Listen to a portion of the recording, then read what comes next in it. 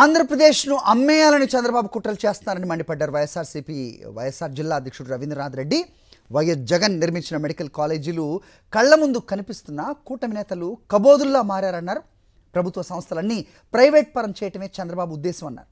సర్కార్ ఆస్తులన్నీ కూడా సొంత పార్టీ నేతలకు దోచిపెట్టేందుకే పీపీపీ మోడల్ను తెరపైకి తెచ్చారని మండిపడ్డారు రవీంద్రనాథ్ రెడ్డి.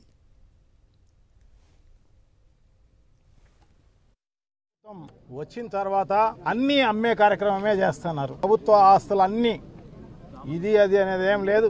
చంద్రబాబు నాయుడు గారి నైజమే ప్రైవేటుకు అమ్మే కార్యక్రమం అన్నమాట.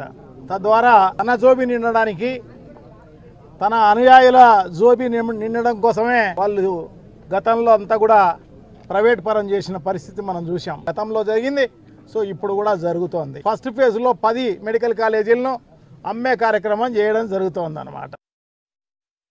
మరి ఈరోజు కూటమి ప్రభుత్వం ఏర్పాటైంది ఎందుకంటే ఈ రాష్ట్రాన్ని అమ్మేయాలని చెప్పి, ఈ రాష్ట్రంలో ఉండే అన్ని వ్యవస్థల్ని ప్రైవేటీకరణ చేయాలి.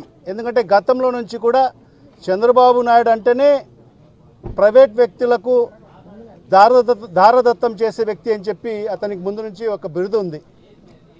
గతంలో కూడా ఏపీఎస్ఆర్టీసీని కూడా ప్రైవేటీకరణ చేయాలని చెప్పి ఆలోచన చేసిన నాయకుడు మరి చంద్రబాబు నాయుడు గారు.